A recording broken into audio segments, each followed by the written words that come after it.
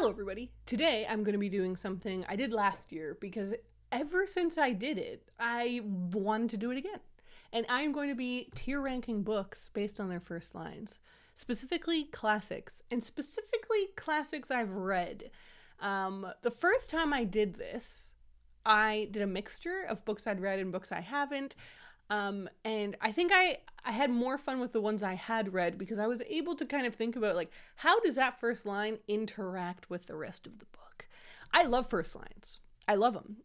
Whenever I read a book or I pick up a book at a bookstore or library, I always think, what's the first line going to be? And if it's disappointing, I usually don't buy the book. I think there's so much power in it, in that first line. I also am constantly thinking up first lines for fake novels. Like, if I'm ever walking or at all not on my phone thinking, dare I think, I often will think of a first line and I'm like, no, wait, how could that be better? And it's like, for a novel I'll never write, but the power of that first line, like, what can that literal first impression of the actual text be? It's not the cover, it's not the title, we're in the text now. What is that first line? So we have this pile of books that I'm going to go through, but let's start with what the tiers are. At the bottom, D and F. Okay, it's a line so bad you just read the one and you already don't want to read the book. Above that, off to a rough start. So it's sort of like, okay, it's not actively terrible and it hasn't bored me to death or whatever the problem may be, but it's not promising. You're reading on despite the first line. Above that is informative. It's a book with a first line that it's not very good, but at least it gave you some useful information. Above that is a classic. So you're sort of like, you know what? I get why this novel is gonna be a classic. I get why it's canonically significant. We're off to a solid start and I want to keep reading. And above that, the top tier is iconic. So these are those lines that have they are like ones we can all quote because they're so fantastic, or they're the kinds of lines that should be iconic or are such a powerful start for this particular book that it is an incredible jaw-dropping fireworks start. And I do also, while we're here, just want to say that this entire video is covered by an umbrella of presumption and ridiculousness, because obviously who am I to rank these books that have truly stood the test of time, written by some of our greatest authors. It's a little bit of a joke. Okay, we're just here having some fun. So I'm so excited to dive in. Before we do, though, a word from our sponsor, who this month is Book of the Month. Book of the Month is an online book service for readers. It's a way to discover books by new, emerging, but also popular authors. The way it works is simple. Every month, their team vets hundreds of books. They pick some of the coolest titles, and then you get to go in and choose one that you want. This month, they sent me two really cool books. They sent me Upgrade by Blake Crouch, which I got for my best friend because she is so hyped on this book.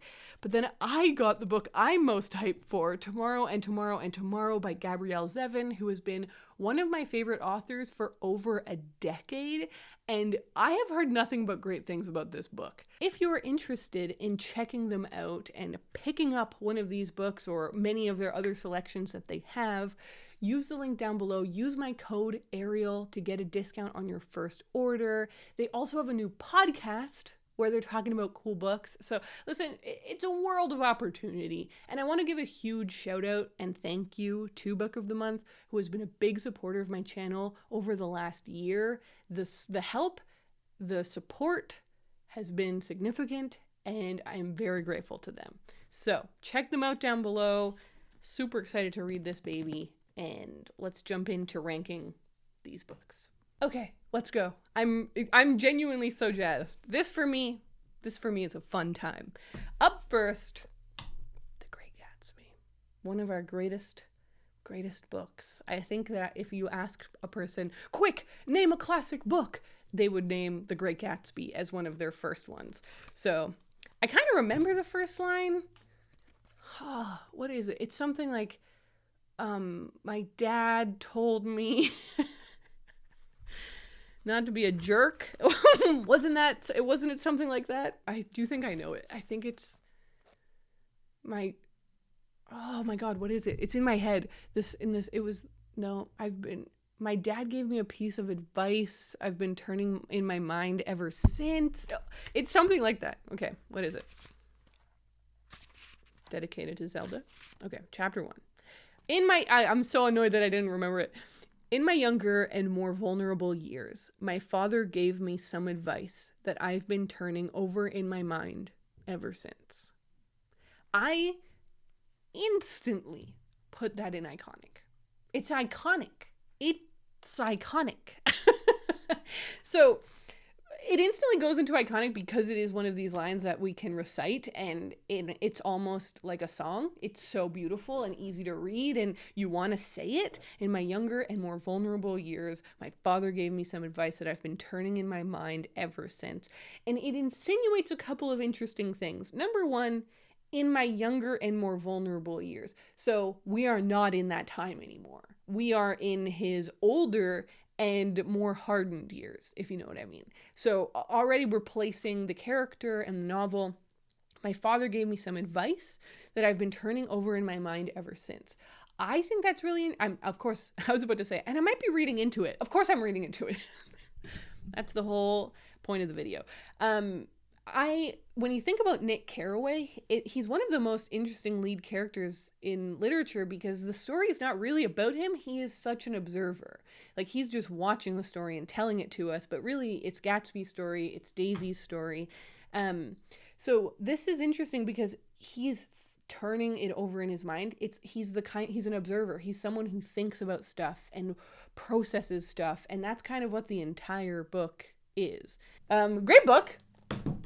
I have overanalyzed it. I'm going to try and avoid doing that, but I make no promises. Up next, Animal Farm. I very rightly so had a bunch of people in the last video yelling at me about why I didn't do any George Orwell being my very favorite author, and I have no idea. It was kind of weird. Like, I had the idea for the video very last minute, and I was just so excited to make it that I just went and pulled down a bunch of books, and I think it's because I was in my classics section when I pulled down the books, but Orwell's in his own section on my shelves, baby. And so I just didn't think to look up there. We're going to start with my favorite of his books. We're going to do 2 of them because I can. And we're going to do Animal Farm first. Here we go. I do know this one. No, you see, I'm scared. I don't want to be yelled at on the internet for messing up the first line to my favorite book. But here it is. I'll just read it. I don't want to mess it up. Mr. Jones of the Manor Farm had locked the hen houses for the night, but was too drunk to remember to shut the pop holes. For me, I mean, sometimes I have to debate them, but these so far are very clear. For me, this is in the classic tier because it's almost in the informative tier. Like, it's sort of just like, okay, we're figuring out that there's this Mr. Jones character, that he owns a farm, that he's taking care of the animals. So it's almost on the informative tier. Like, this is not very a poetic one or a particularly fun or epic one. So it's definitely leaning down. I'm not close to iconic, but I mean, it's iconic for me. But the reason that I do think it's in the classic tier is because of the second part of the sentence, was too drunk to remember to shut the pop holes. So we already know that this person he's mistreating his animals. And that's the whole point. And so it makes, to me, perfect sense that is where this book will start. It will start with him doing a half-assed job of his farm chores. You know, he remembered to lock the hen houses, but he was too drunk to remember to do this other thing. He is not taking care of them. And also there's this kind of form of like imprisonment, right? Like, he's locked the hen houses. He shut them in. He's in control of them, but he's doing a bad job of it. So I think it's a really good start to the book and sets the tone. Especially sets the tone for the first section of the book where the animals are going to talk about their mistreatment. And then they're, you know, I don't want to spoil it. Can you spoil a classic? That's a conversation for another time. But Mr. Jones is going to mistreat them to a point they can't handle anymore. So I think it's a great place to to put the first seed. Up next, 1984, in this edition that I was just gifted by a friend, and I was so excited to have it, so I had to use it for this video.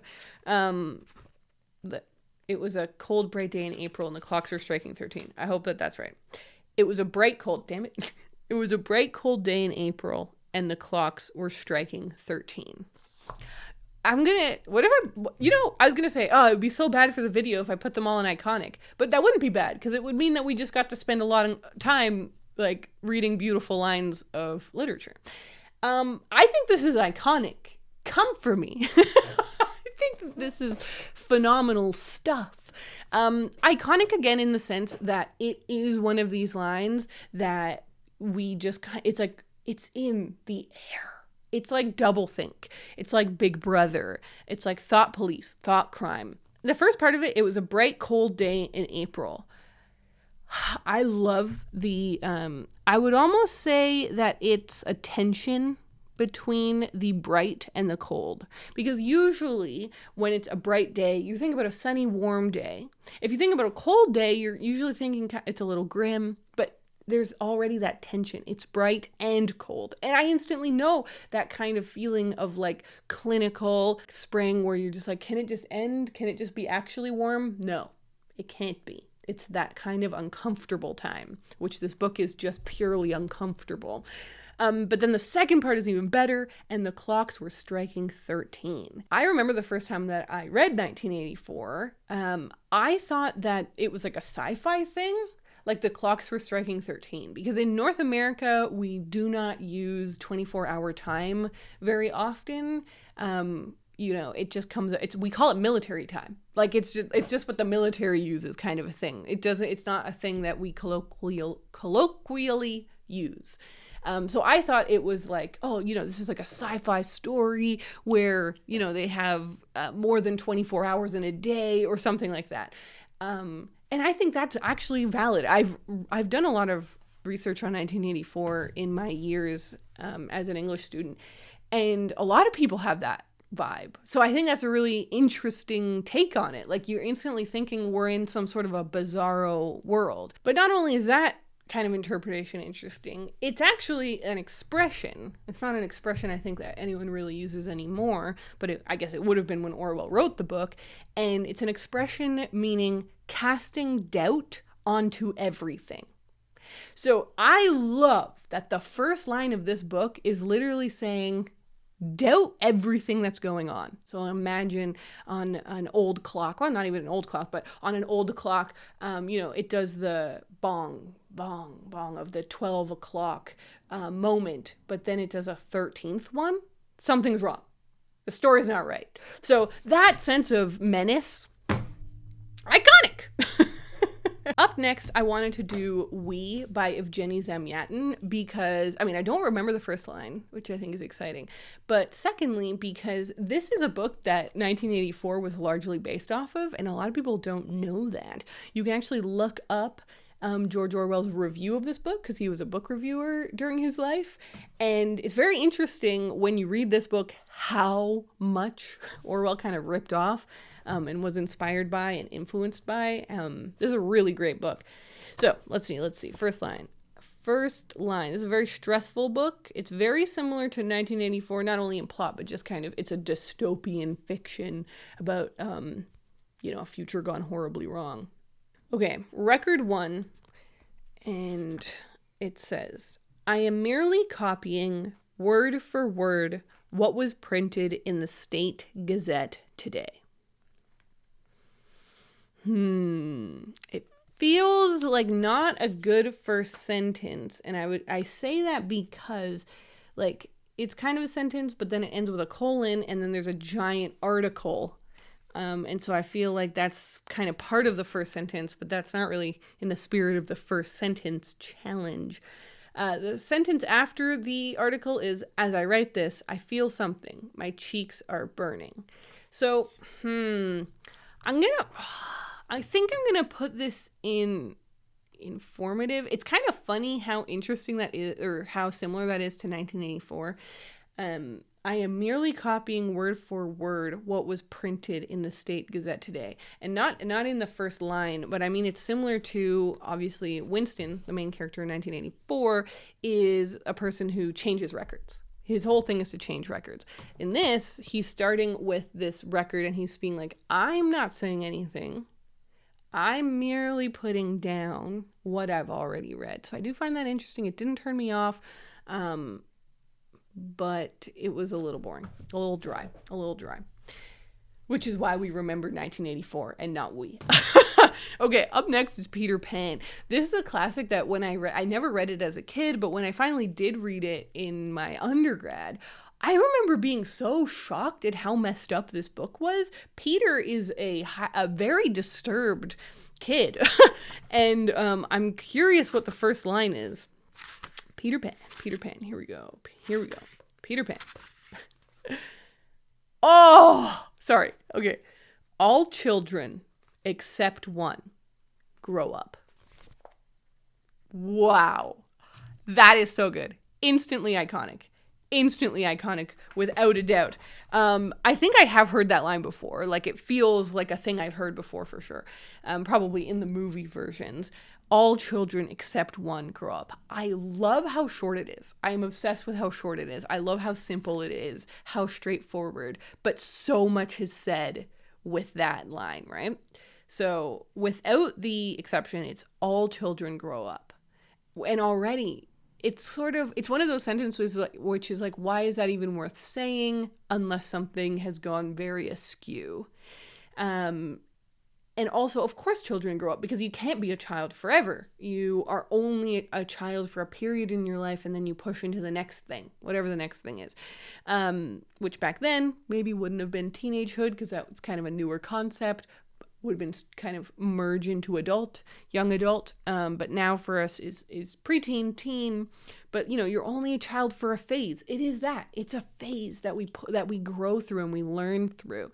But all children except one grow up. And so we know that this story is about that one weird exception. And what does it mean to be a kid that can't grow? What does it mean to be trapped, stuck perennially, perpetually in that era?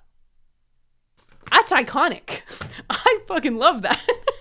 Okay, next up is A Connecticut Yankee, in King Arthur's Court. This is a book I read in my master's, and it's interesting because I'd never read Mark Twain before, and I loved it, and so I really definitely want to check out more Mark Twain.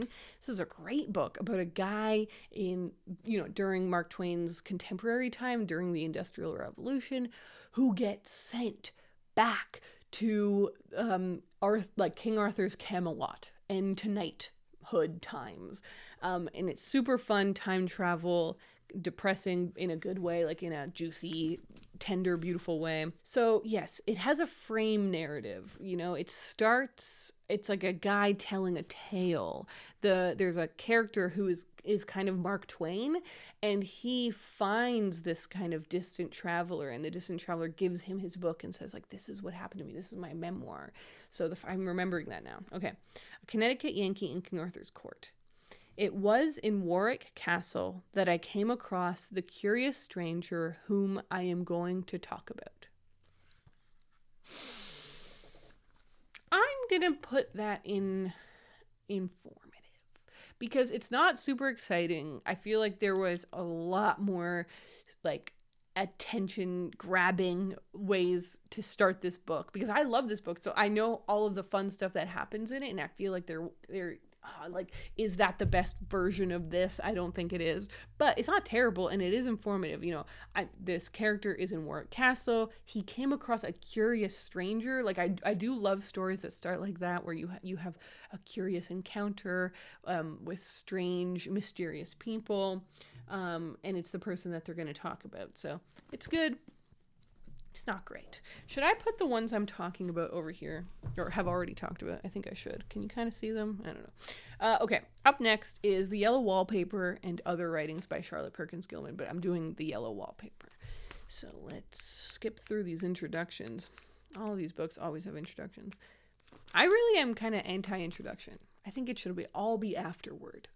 I feel like when people want a book, they want to read the book, and then they want to read the cool, interesting takes and stuff. But I've legitimately had books where I started reading a foreword or an introduction because I thought it was part of the text, and then it spoils the book for me. That's crazy. That should never happen. Anyways, okay, here we go. It is very seldom that mere ordinary people like John and myself secure ancestral halls for the summer. I want to put that in informative. I was going to say classic, but I don't think it is that exciting. It's almost there. Like, I kind of know why it works. It does work. I don't think it doesn't work. And that's informative is not a failing mark. It is very seldom that mere ordinary people, I like that part. I like we're mere ordinary people, like John and me. We never get to, get these really fancy places to live for a whole summer. So I kind of feel like maybe I'm going to bump it up to classic. It is very seldom that mere ordinary people like John and myself secure ancestral halls for the summer. You know what? I'm putting it in classic. I should reread this book. It's very good. Okay. Up next, I'm cheating. I'm doing Passing by Nella Larson, which I'm currently halfway through. I'm in the middle of it, but I'm really enjoying it, and so I thought I'd throw it in here. What the hell? Okay. First line. Also, the movie just came out on Netflix a couple months ago. I didn't hear a lot about it. Like, I don't know. I just didn't, maybe my friendship circle, I guess, didn't watch it.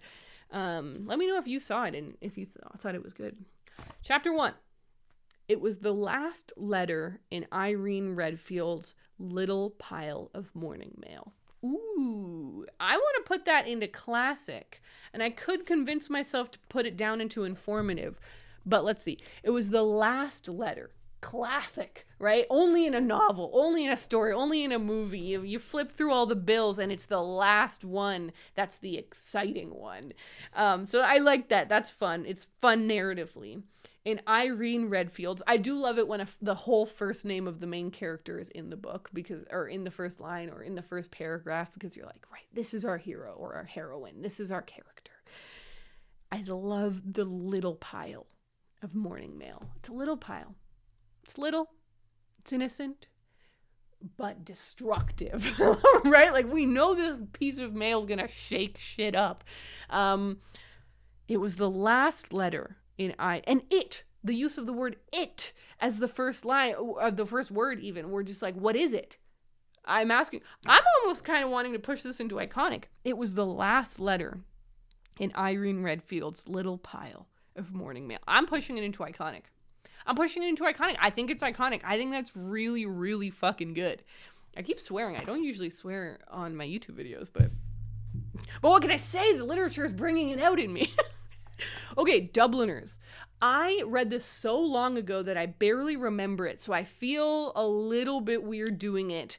And also, the main thing that's weird is that it's a short story collection, of course. I'm judging an entire collection off of the first line in the first story. But he put it as his first story, so I'm going to trust him, and we're going to start there. The first line of the short story, The Sisters, is also the first line of the collection Dubliners. So here we go.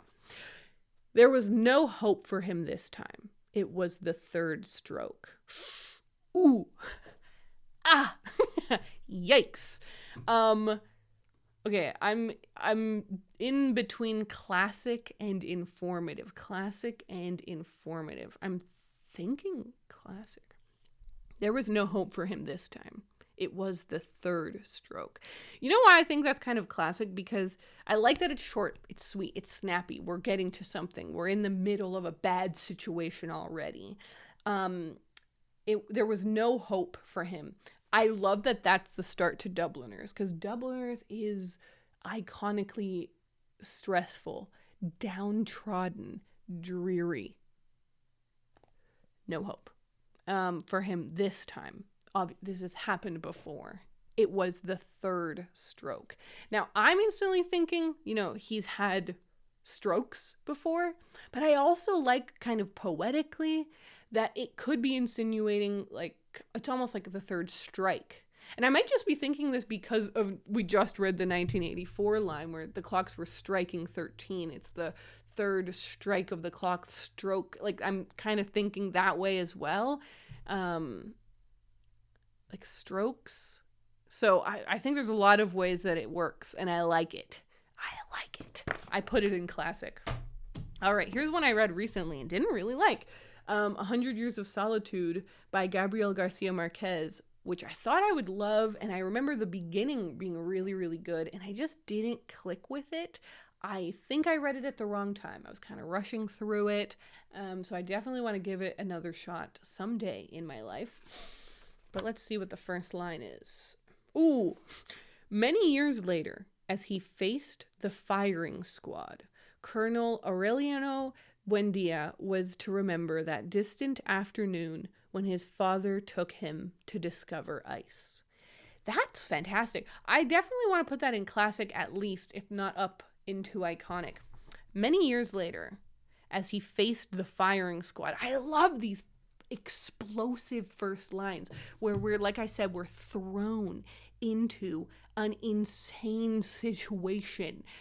In the last video, and it's linked up above, but in the last video, it just remains my favorite first line ever, which is why I included it in that video. But the first line of the bell jar, it was the summer they electrocuted the Rosenbergs, or it was the sultry queer summer when they electrocuted the Rosenbergs. Like that line, you're like, what's happening? Why is there so much violence in this first line? And in that one, there's that interesting juxtaposition, because it's a book about basically a teenager, a very, very young woman in New York. So it's a very contemporary novel, set in a normal city.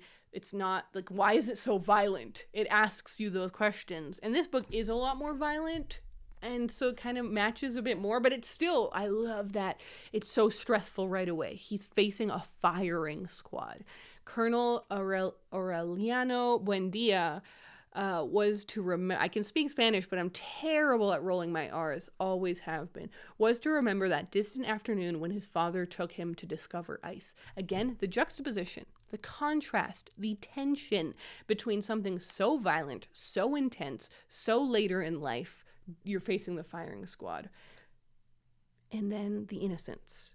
His father, a distant afternoon when his father took him to discover ice.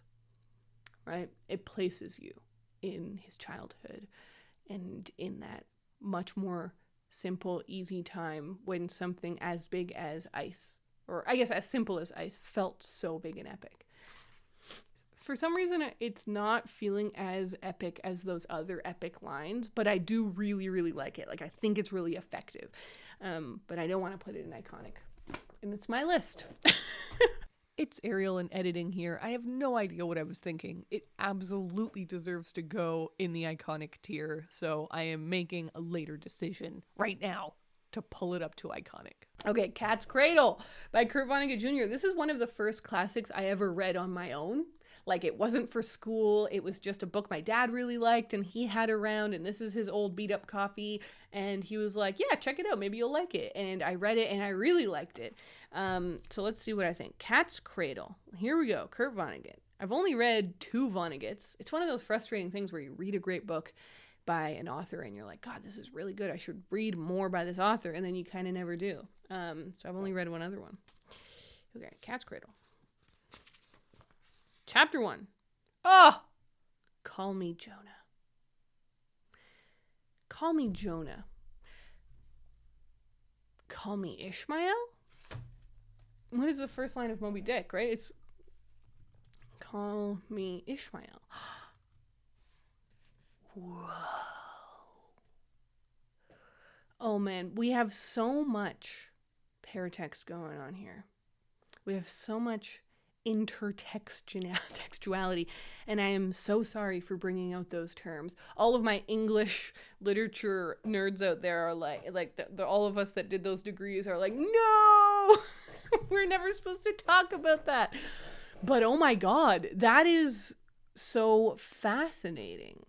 Call me Jonah. So obviously there is no way in hell that is an accident. That is completely intentional. There is no way that Kurt Vonnegut starts his book with Call Me Jonah and he is not pointing to Call Me Ishmael from Moby Dick. First of all, the audacity of starting your book the exact same way that Moby Dick is started is crazy. So already I'm like, and actually this book is crazy. Like, this book is so audacious. So much happens. It's like this crazy apocalyptic bizarro thing. So it kind of lines up to me that he would do something as nuts as start his book by ripping off Moby Dick. Call Me Jonah. Call Me Jonah, like, why? What is everyone else calling you? It's sort of similar. It's kind of difficult because I'm having flashbacks to when I did this with Moby Dick. You're like, well, what is your name? What do people call you? Why do you want me to use this other name? What? And instantly it's questions about identity. Who is this character? He must be a bit lost. He has to tell you what to call him. Like, it's like all of these interesting questions. But he's kind of like riding off of it. Like, Kurt Vonnegut isn't the guy who thought up this first line. He's just using the model, which I think is very interesting and stressful. And like, it's kind of making me stressed in an interesting way. I want to put it in classic. Just, I can't put it in iconic because it's not Call Me Ishmael. That's the iconic one. This is just really interesting. Okay, our final one is The Handmaid's Tale. Canadian classic, Miss Margaret Atwood. Chapter 1. We slept in what had once been the gymnasium. I think this is a really good first line, but not iconic. And so I think it's kind of in that classics tier, maybe as low as informative. So I intentionally want to put it in at the end of the classics tier. We slept in what had once been the gymnasium. You know, instantly you're asking a lot of questions. Like, why aren't you sleeping in your bed? Right? Like, that is enough of an interesting first line. The fact that it's brought up that first question. Why aren't you at home in your own bed? And who is we? It's not just you that's in this gymnasium. Like, there's a bunch of other people. But then also what had once been the gymnasium. So it's not just... it's not just a gymnasium, because I would think, why are you sleeping in a gymnasium? There's maybe been some kind of a natural disaster. There's been a flood or a fire or something, and you've had to evacuate, and you're now all sleeping in the gymnasium. But it's not as simple as that, because what had once been the gymnasium. So now I'm thinking we're in some sort of either a post-apocalyptic future where, it's like 200 years in the future and you're in a school and this was once a gymnasium, but obviously it's not a gymnasium anymore because no one has used it for 200 years or what. So I'm thinking those things, but maybe it's something else, like you've repurposed this room. So it asks you a lot of exciting questions, or it makes you ask a lot of exciting questions. If you just stare at it like I'm staring at it here, trying to think, what was Maggie trying to make me imagine? But just personally, I don't think it's iconic. For me, it's not like that sucker punch where you're like, oh shit, we're in some deep shit now. It's so interesting though, and it is good. Just for me, it's like when I read the Peter Pan one, I felt blown away. I'm like, whoa, wait a minute. This is like, this is crazy. I like this one, but it doesn't feel crazy to me. I love this video. I really hope you had some fun with me. Let me know politely if you disagree and how you would rank them, if they would rank differently for you. If you didn't check out my first video, go watch it. It was just as fun as this one because I have a blast doing this. I really wanted to do this with last lines. So I was prepping this video and I was talking to my boyfriend. I was like, I'm going to do this with last lines this time. And he was like, people probably won't click on that because they won't want to get spoiled. So tell me if you would be interested in that. You would get spoiled, I guess, for a bunch of classic books, but it would be fun to revisit like even this exact same pile and see what was the last line. I do feel like I can't make the video in good conscience. Tell me if you'd want to see a video like this again. I also thought it could be cool to just go into genres. Like, tier ranking books based on their first lines, YA edition or dystopian edition or sci-fi or etc. But yes, thank you again to Book of the Month for sponsoring this video. Check them out down in the link below. Thank you for watching, and I will see you guys in my next video. Bye.